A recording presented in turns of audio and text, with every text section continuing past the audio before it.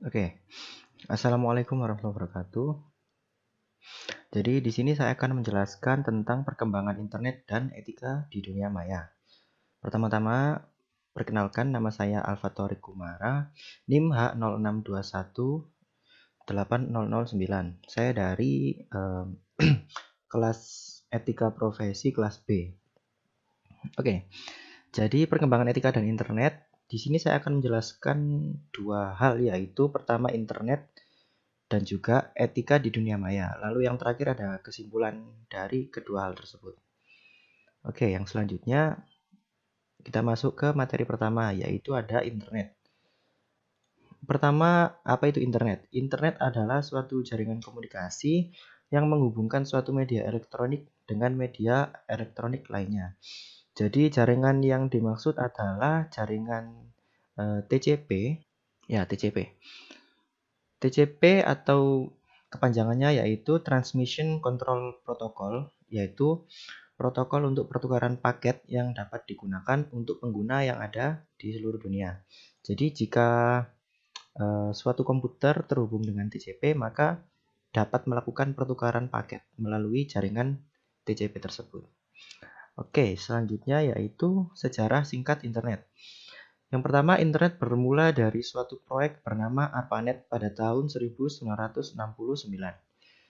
Singkatan dari ARPANET yaitu kepanjangan dari ARPANET yaitu Advanced Research Project Agency yang dibuat oleh Departemen Pertahanan Amerika pada tahun tersebut. Departemen Pertahanan Amerika Serikat mendemonstrasikan hardware dan software untuk komputer dengan menggunakan Unix sehingga dapat berkomunikasi dengan jarak jauh menggunakan saluran telepon. Pada saat itu, Departemen Pertahanan Amerika Serikat membuat sistem jaringan untuk komputer dan disebarkan dengan cara menghubungkan komputer di berbagai daerah yang rentan atau kritis. Tujuannya yaitu untuk mengatasi masalah jika terjadi serangan atau gangguan nuklir.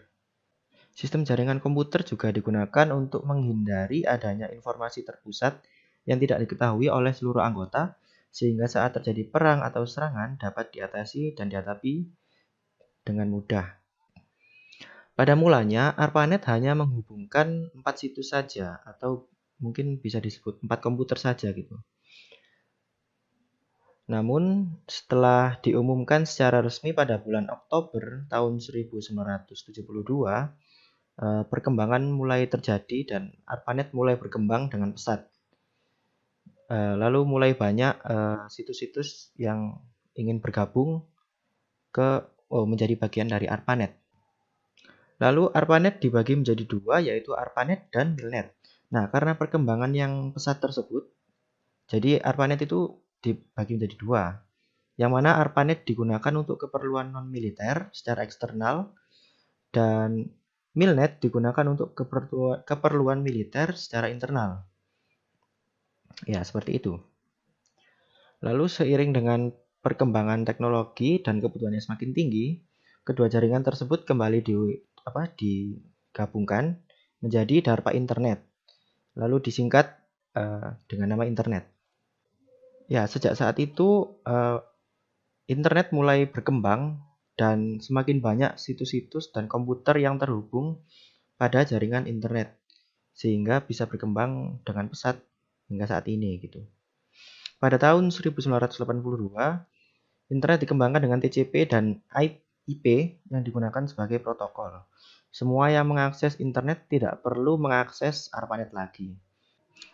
Lalu pada tahun 1986, mulai dikenalkan sistem dengan nama domain yang dikenal dengan DNS, Domain Name System.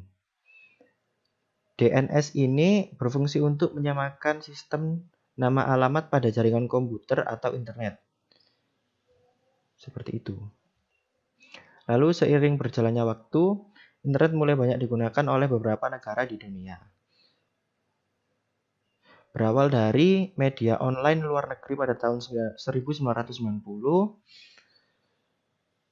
koran pertama Amerika dikeluarkan oleh Chicago Tribune hingga masuk ke Indonesia, sehingga membuat jurnalis online muncul pada tahun 1996. Nah, di Indonesia sendiri, pada tahun 1997 itu pertama kali koran dipublis secara online gitu. Jadi pada tahun 1997 itu Kompas mengeluarkan berita secara online untuk pertama kali. Karena pada saat itu perusahaan media ingin mengikuti perkembangan teknologi. Lalu pada tahun 2000 muncul berita online dan beberapa blog lain yang saling memberikan informasi atau produk terbaru dan dibutuhkan oleh masyarakat. Ya, seperti itu. Jadi singkatnya pertama kali Indonesia menggunakan internet itu internet itu untuk keperluan media berita gitu pada tahun 1997. Lalu mulai berkembang pada tahun 2000 untuk keperluan informasi selain berita, yaitu produk dan produk tersebut maksudnya dan informasi tersebut itu dibutuhkan oleh masyarakat. Seperti itu. Dan terus berkembang hingga saat ini. Oke, selanjutnya kita akan membahas etika di dunia maya. Yang pertama, dunia maya. Dunia maya adalah dunia komunikasi berbasis komputer dan juga smartphone yang menawarkan realitas yang baru berbentuk virtual. Jadi dunia maya ini sebenarnya tidak tampak, namun ada, yaitu dalam bentuk virtual. Ya, karena hebatnya internet itu, jadi kita bisa menyimpan sesuatu dalam internet, kita bisa membentuk sesuatu dan membuat sesuatu dalam internet, maka terciptalah dunia baru yang disebut dunia maya. Lalu selanjutnya, etika di dunia maya. Yang pertama, memperhatikan penggunaan huruf dan tanda baca. Oh ya, pertama-tama etika ini mungkin lebih tepatnya mengarah kepada etika ketika berkomunikasi di dunia maya gitu, atau berinteraksi dengan sesama pengguna internet di dunia maya. Ya, seperti itu. Oke, yang pertama, memperhatikan penggunaan huruf dan tanda baca. Ya, seperti yang kita tahu, jika kita misalkan berinteraksi di sosial media, ya, di Indonesia gitu ya, jika kita menggunakan caps lock itu kan menandakan bahwa kita itu sedang meninggikan nada, seperti kayak marah-marah gitu. Jadi penggunaan huruf dan tanda baca itu harus diperhatikan, karena huruf dan tanda baca itu merepresentasikan ekspresi kita. Yang kedua adalah penyampaian informasi hendaknya disampaikan secara tepat sasaran, mengikuti aturan, berdasarkan fakta dan tidak mengandung unsur kekerasan, sara, dan pornografi. Intinya dari poin kedua adalah jika kita menyebarkan informasi, haruslah informasi tersebut adalah informasi yang valid dan bukan informasi hoax. Karena semakin kesini semakin banyak bahkan media-media ternama itu menyebarkan informasi hoax. Yang ketiga adalah mematuhi hukum yang berlaku. Maksudnya adalah mematuhi hukum hak cipta. Bisa jadi hukum hak cipta, misalkan dari suatu karya orang lain ada yang diunggah ke internet, maka dia sudah melanggar hukum hak cipta. Seperti itu. Jadi kita tidak boleh melanggar hukum meskipun penegakan hukum di internet itu lemah. Jadi penegakan hukum ini harus kita mulai dari diri sendiri. Dan yang keempat adalah berhati-hati akan privasi diri dan orang lain. Oke, privasi ya. Jadi karena pengguna internet itu bukanlah semuanya itu manusia. Maksudnya tidak semua pengguna internet itu menampilkan data diri yang sesungguhnya. Bisa jadi dia berperan sebagai orang lain atau menggunakan data diri yang palsu atau bisa disebut anonimus. Jadi kita harus berhati-hati terhadap privasi diri. Privasi diri jangan sampai privasi kita sendiri itu disebar, karena jika informasi penting misalkan seperti kayak informasi pribadi yang benar-benar pribadi ya, itu disebarkan ya bahaya gitu. Bisa terjadi kekerasan di dunia nyata. Dan juga berhati-hati dengan privasi orang lain, jangan sampai kita tertipu oleh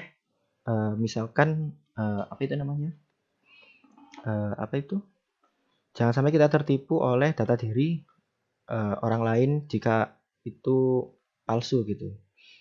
Ditakutkannya bahwa itu adalah data diri palsu. Seperti itu. Lalu selanjutnya, pentingnya etika di dunia maya. Ini adalah beberapa alasan yang mendasari etika, maksudnya kita harus memiliki sopan santun di dunia maya. Yang pertama, pengguna internet berasal dari berbagai negara yang memiliki budaya, bahasa, dan adat istiadat yang berbeda. Jadi, dimanapun ya, meskipun di dunia maya sekalipun, kita harus saling menghormati budaya dan adat istiadat dari eh, orang lain. Meskipun di sesama negara misalnya di Indonesia itu kan terdapat banyak sekali adat budaya. Nah, itu kita harus saling menghormati. Contoh yang tidak hormat itu misalkan kayak kita rasis terhadap suatu agama atau kita menjelek-jelekkan suatu kaum karena kita tidak suka terhadap kaum tersebut tanpa alasan yang jelas. Nah, itu tidak boleh. Lalu yang kedua adalah pengguna internet dapat berupa anonimus. Nah, ini seperti yang saya jelaskan tadi, anonimus yaitu pengguna internet yang tidak mencantumkan data diri yang sesungguhnya.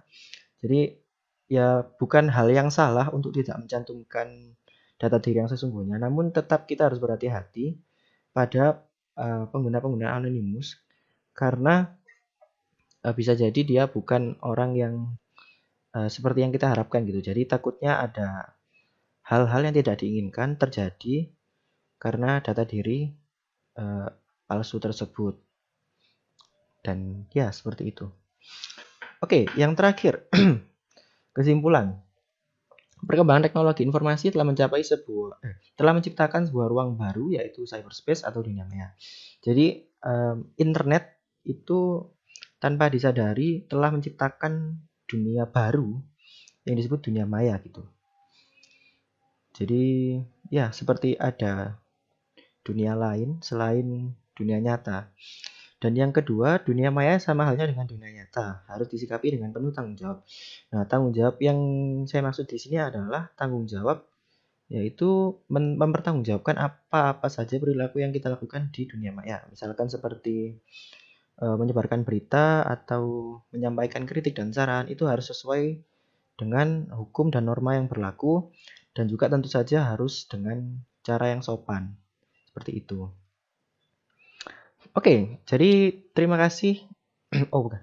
Oke, jadi sekian penjelasan yang dapat saya sampaikan mengenai perkembangan internet dan etika di dunia maya. Semoga video ini bermanfaat dan penjelasan saya jelas. Oke, terima kasih atas perhatiannya. Wassalamualaikum warahmatullahi wabarakatuh.